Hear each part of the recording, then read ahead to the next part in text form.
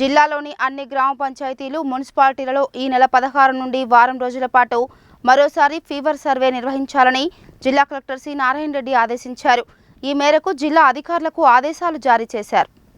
Collector కార్యాలయ సమావేశ మందిరంలో కలెక్టర్ నారాయణ రెడ్డి జిల్లా అధికారులతో సమావేశం నిర్వహించారు. ఈ సమావేశంలో జిల్లాలోని అన్ని గ్రామ పంచాయతీలు, మున్సిపాలిటీలలో ఈ నెల 16 నుండి వారం రోజుల పాటు మరోసారి ఫీవర్ సర్వే నిర్వహించాలని, ఆశా, అంగన్వాడీలు ఇల్లిల్లు తిరిగి జ్వర సర్వేలో వివరాలు సేకరించాలన్నారు.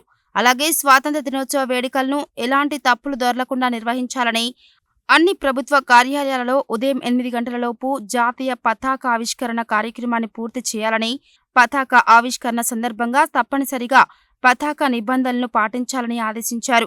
వన మహోత్సవం కింద పంపిణీ చేసిన అన్ని మొక్కలు నాటాలని, గ్రామ పంచాయతీలలో ఇచ్చిన లక్ష్యాన్ని నాటిన మొక్కలను తనిఖీ చేయడం జరుగుతుందని, మున్సిపల్ స్థాయిలో శుక్రవారం ఆడిట్ నిర్వహించడం జరుగుతుందని, అందువల్ల అన్ని చోట్ల మొక్కల వివరాలతో రిజిస్టర్లు నిర్వహించాలని ఆదేశించారు.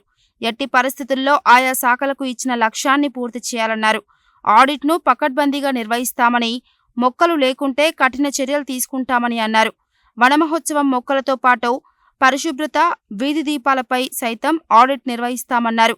ప్రజావాణి దరఖాస్తులకు అత్యంత ప్రాధాన్యతనివ్వాలని, ఈ నెలాఖరు నాటికి శాఖల ద్వారా ఇప్పటి వరకు పరిష్కరించిన ఫిర్యాదులను తనిఖీ నిర్వహిస్తామని తెలిపారు. సెప్టెంబర్ 1 నుండి జిల్లా మొదలుకొని గ్రామ పంచాయతీ వరకు ఉద్యోగులకు అటెండెన్స్ యాప్ను నిర్వహించనున్నామని, ఉద్యోగులందరూ తప్పనిసరిగా సమయానుకూలంగా పని చేయాలని కోరారు.